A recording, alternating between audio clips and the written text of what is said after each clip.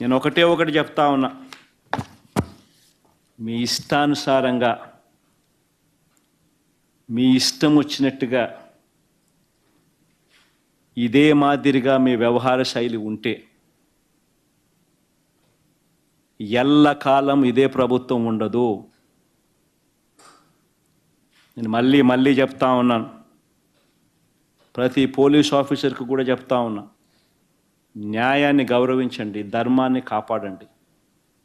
అంతేగాని ఈ మాదిరిగా వన్ సైడెడ్గా ఇల్లీగల్గా తప్పు చేస్తున్నారని తెలిసి కూడా తప్పు చేసే కార్యక్రమం మీరు చేస్తే మాత్రం మేము చూస్తూ ఊరుకోము అని మాత్రం ఖచ్చితంగా చెప్తా ఉన్నాం. ప్రతి పోలీస్ ఆఫీసర్ మీద కూడా ప్రైవేట్ కంప్లైంట్స్ ఫైల్ చేస్తాం. ప్రతి పోలీస్ ఆఫీసర్ మీద ఎవరైతే తప్పులు చేస్తూ ఉన్నారో private complaints will be launched. ప్రతి బాధితుడు ప్రైవేట్ కంప్లైంట్ ఫైల్ చేస్తారు. వాళ్ళ తరపున అవసరమైతే లీగల్ ఎయిడ్ అఫీషియల్గా వైఎస్ఆర్సీపీ దగ్గరుండి ఇచ్చి కూడా సపోర్ట్ చేస్తుంది. అదొకటే కాదు, ఎల్లకాలం వీళ్ళ ప్రభుత్వం ఉండదు. గిమిలి అని అంటున్నారు, అధికారం కూడా తొందరగా కూడా పోవచ్చు, లేకపోయినా ఉండేది ఇక 4 ఏళ్ళే. దాని తర్వాత మళ్ళీ మా ప్రభుత్వం వస్తుంది. మీరు చేసిన ఇల్లీగల్ యాక్టివిటీస్ని దగ్గరుండి బయటికి తీస్తాం. ఏదో రిటైర్డ్ అయిపోయి వెళ్ళిపోతారు అనుకుంటున్నారేమో, రిటైర్డ్ అయిపోయినా పిలిపిస్తాం. లేకపోతే తిరుపతిలో ఆయన సుబ్బరాయుడు ఉన్నాడు, చంద్రబాబు నాయుడు తెలంగాణ నుంచి తెచ్చుకున్నాడు డెప్యుటేషన్ మీద. ఆయన ఏదో డెప్యుటేషన్కి మళ్ళీ తెలంగాణ వెళ్ళిపోతాను అనుకుంటున్నాడేమో, తెలంగాణ నుంచి మళ్ళీ పిలిపిస్తాం. 7 సముద్రాల అవతలున్నా కూడా పిలిపిస్తాం. ప్రతి పోలీస్ ఆఫీసర్కు చెప్తా ఉన్నాం, చూస్తూ ఊరుకోం. చట్టం మీద చట్టం దగ్గర దోషులుగా నిలబెడతాం. చేసినటివన్నీ బయటకు తీస్తాం. ఈ మాదిరిగా ఇల్లీగల్ డిటెన్షన్స్, కోర్ట్ ఆర్డర్లను అధిగమించి ఇల్లీగల్గా మీరు చేసే ఈ కార్యక్రమాలు ఏవి కూడా చూస్తూ ఊరుకోం. వాళ్ళొక్కరే కాదు రెడ్ బుక్ పెట్టుకునేది. రెడ్ బుక్ పెట్టుకోవడం పెద్ద పనే కాదు. ఈరోజు నష్టపోయిన బాధిత కుటుంబాలు ఎవరెవరైతే ఉండారో ఆ ప్రతి కుటుంబం రెడ్ బుక్ పెట్టుకుంటుంది. వాళ్ళకి జరిగిన ఘటన మీద, వారికి జరిగిన నష్టం మీద. వాళ్ళందరూ నా దగ్గరకు వచ్చి వాళ్ళ గ్రీవెన్స్ చెప్తారు. అప్పుడు నేను చూస్తూ ఊరుకోను. ఈ మాట నేను ప్రతి పోలీస్ సోదరుడికి చెప్తా ఉన్నా. ఎందుకనంటే పోలీసులు అంటే గౌరవం ఉండాలి, వ్యవస్థ అంటే బ్రతకాలి. ఈరోజు వాళ్ళు ఉండొచ్చు, రేపు పొద్దున మనం ఉండొచ్చు, కానీ వ్యవస్థ మీద గౌరవం ఉండాలి. వ్యవస్థ నీరు గారిపోకూడదు. మన టోపీ మీద ఉన్న సింహాలకు మనం గౌరవించాలి. ఈ మాదిరిగా రాజకీయ నాయకులు చెప్తా ఉన్నారు కదా అని చెప్పి తప్పు చేస్తున్నామని తెలిసి ఇదే మాదిరిగా చేయడం మొదలు పెడితే మాత్రం ఆ ప్రతి బాధితుడు ఉసురు తగులుతుంది. ఆ ఉసురు మంచిది కాదు. ప్రతి పోలీసు సోదరుడికి చెప్తా ఉన్నా.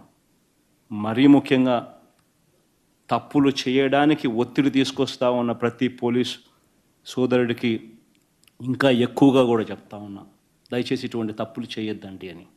మళ్ళా ఇప్పుడు సోషల్ మీడియా వచ్చింది. దీనికి సోషల్ మీడియాకు అడ్డు ఏమాత్రం లేకుండా పోయే పరిస్థితి వచ్చింది. ఆడబిడ్డల పైన పోస్టింగ్లు పెట్టేస్తున్నారు, క్యారెక్టర్ అసాసినేషన్ చేస్తున్నారు. ఈ ఎదవలకైతే ఏమీ లేదేమో కానీ మనకు కుటుంబ వ్యవస్థ ఉంది, భార్య భర్త పిల్లలతో బతుకుతున్నాం, కనీసం గౌరవంగా బ్రతకాలని కోరుకుంటాం. మనవల గురించి ఆ పేపర్లో అవన్నీ పెడితే ఎంత బాధపడతారో మీరు ఒక్కసారి ఆలోచించండి. నన్ను గురించి అసెంబ్లీలో మాట్లాడితే, మా మిస్సెస్ గురించి మాట్లాడితే బాంబులు కూడా భయపడలేదు, కానీ మొట్టమొదటిసారిగా నేను కూడా కళ్ళ నీళ్లు పెట్టుకున్న సందర్భం అది నా జీవితంలో ఎప్పుడూ మర్చిపోలేను. దేనికోసం మనకు సంబంధాలున్నాయి, బాంధవ్యాలున్నాయి. ఆ బాంధవ్యాల్లో ఇలాంటి చేసినప్పుడు మనం కూడా మనుషుల మీద రోషం వస్తుంది, బాధ కలుగుతుంది. అలాంటిది ఈరోజు మీరు చూస్తూ ఉంటే విచ్చల విడితనం వచ్చింది. సోషల్ మీడియాలో వాళ్ళు వాడే భాష మీరు చూస్తూ ఉంటారు. ఒక్కొక్కడికి మదం ఎక్కిపోయింది, ఆంబోతుల మారిగా తయారయ్యారు. ఆడబిడ్డల పైన ఇష్టానుసారంగా మాట్లాడతారు, ఏదంటే అది మాట్లాడతారు. నన్ను గురించి మాట్లాడారు, అనిత ఒక ఆడబిడ్డ మంత్రి గురించి మాట్లాడారు, మా కుటుంబం అంతా మాట్లాడారు, ఎమ్మెల్యేల గురించి మాట్లాడారు, మిమ్మల్ని గురించి మాట్లాడారు. నిన్న మన పవన్ కళ్యాణ్ గురించి కూడా, ఆయన గురించి కాకుండా ఆయన పిల్లల గురించి కూడా ఇష్టానుసారంగా మాట్లాడితే ఆ పిల్లలు ఏమీ తెలియని పిల్లలు బాధపడే పరిస్థితికి వచ్చారు. అంటే యాక్షన్ తీసుకోకూడదండి వీళ్ళపైన? వదిలిపెట్టాలండి వీళ్ళని? అంటే మతం ఎక్కువైపోయి, కొవ్వు ఎక్కువైపోయి నేరస్తులుగా తయారై, ఆ నేరస్తులే ఈరోజు మన వాళ్ళందరినీ మీరు చూస్తే ఇంకా అనుకుంటున్నారు ఆ రోజు నేనే ముఖ్యమంత్రి, వీళ్ళకి మీడియా ఉంది.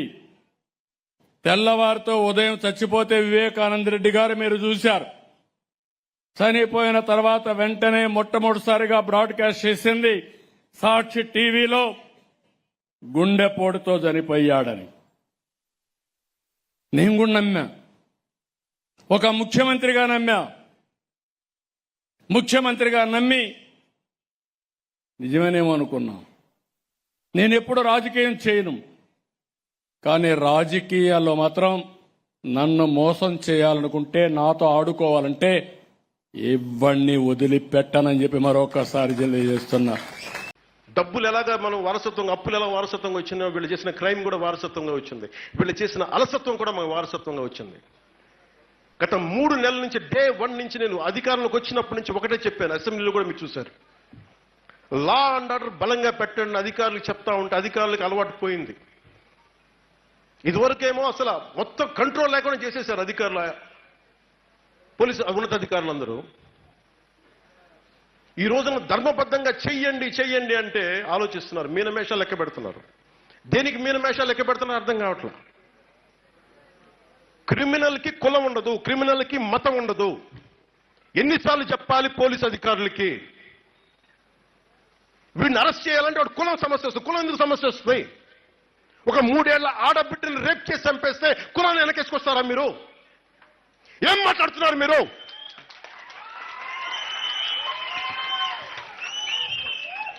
మీరు ఐపీఎస్లు కదా మీరు చదువుకుంది. ఇండియన్ పీనల్ కోడ్ ఏం చెప్తుందో మీకు?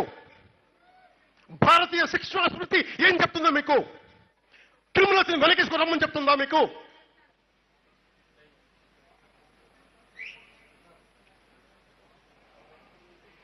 సోషల్ మీడియాలో ఇళ్లలోకి వచ్చి రేపులు చేస్తా అవి అని మాట్లాడుతుంటే వాటిపైన భావ ప్రకటన అంట. వైసీపీ నాయకులు చెప్తాడు భావ ప్రకటన. తెగేదాకా లాక్కండి, తెగేదాకా లాక్కండి. సహనం ఎంత ఉందో ఈ ప్రభుత్వానికి, తెగింపు కూడా దానికి 10 ఎక్కువ ఉంటుంది, గుర్తుపెట్టుకోండి. అధికారంలో ఉన్నాం కాబట్టి. కదా వడ రవీంద్రారెడ్డి గారు అన్నవాడే ఏం అసలు ఆ పదాలు వింటానండి, కొన్ని నాకు ఇబ్బందిగా ఉంది. నాకు చెప్తున్నాను కదా, కొన్ని వర్డింగ్స్ వల్గర్ లాంగ్వేజ్ అనమాట. ఎక్కడో సంస్కారం అడ్డొస్తుంది. ఒక హోమ్ మినిస్టర్గా ఉన్నాను కాబట్టి ఎక్కడో సంస్కారం అడ్డొస్తుంది. మామూలుగా కూడా నేను మాట్లాడలేను ఇలాంటి పదాలు. నా ఏది పడుతుంది. ఇప్పుడు చెప్పండి, కొన్ని మీకు లేదు మేమేం అనలేదంటే నేను ఓపెన్గా చెప్తా, ఇలా తిట్టారు నన్ను వదిలేయాలా? నన్నే కాదండి, రాష్ట్రంలో ఉన్న ఆడవాళ్ళందరి గురించి, తెలుగుదేశం పార్టీ ఆడవాళ్ళందరి గురించి, పాప స్వాతి రెడ్డి ఆ అమ్మాయి గురించి అయితే నీచాతి నీచంగా ఆ ఏబి వెంకటేశ్వరరావు గారు ఆ పదాలు పెట్టి పాపం ఇంత నీచాతి నీచంగా మాట్లాడి, ఏమండి నేను సజ్జన్ రావుని ఎవడో ఎదవ ఆ రోజు ఏదో ప్రశ్న మాట్లాడితే నేను ఇంటికెళ్ళి గొడవ పెట్టుకొని వచ్చాను. అప్పటి నుంచి ఇప్పటి వరకు ఇంకా హోమ్ మినిస్టర్ అయినా, ఇప్పటికీ సీఎం అయినా చంద్రబాబు నాయుడు గారు అదే మాటలు పడాలి, వాళ్ళ కుటుంబ సభ్యులు అదే మాటలు పడాలి, హోమ్ మినిస్టర్ అయినా నేను అదే మాటలు పడాలి. అవసరమా ఇదంతా? కాబట్టే చర్యలు తీసుకుంటున్నాం.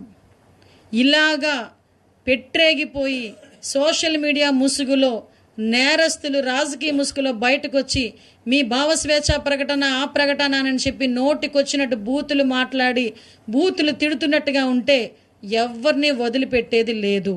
అందరి సంగతి తేలుస్తాం. దీనికి వీలైతే గౌరవ చంద్రబాబు నాయుడు గారు, డిప్యూటీ సీఎం పవన్ కళ్యాణ్ గారు అందరూ కలిపి ఒక స్పెషల్ యాక్ట్ కూడా తీసుకురావడానికి సిద్ధపడ్డారు. మేము ఈరోజు గర్వంగా గుండెల మీద చెయ్యేసుకొని చెప్పగలం. ఈ రోజు వరకు జరిగిన ఏ సంఘటనలోని కూడా నిందితులు అన్నవాడు 24 గంటల నుంచి 48 గంటల్లో పట్టుకున్న పరిస్థితి మాది. వాళ్ళకి త్వరితగతిన శిక్ష పడాలి అని గౌరవ చంద్రబాబు నాయుడు గారి ఆదేశాల మేరకు స్పెషల్ కోర్టులను ఏర్పాటు చేసి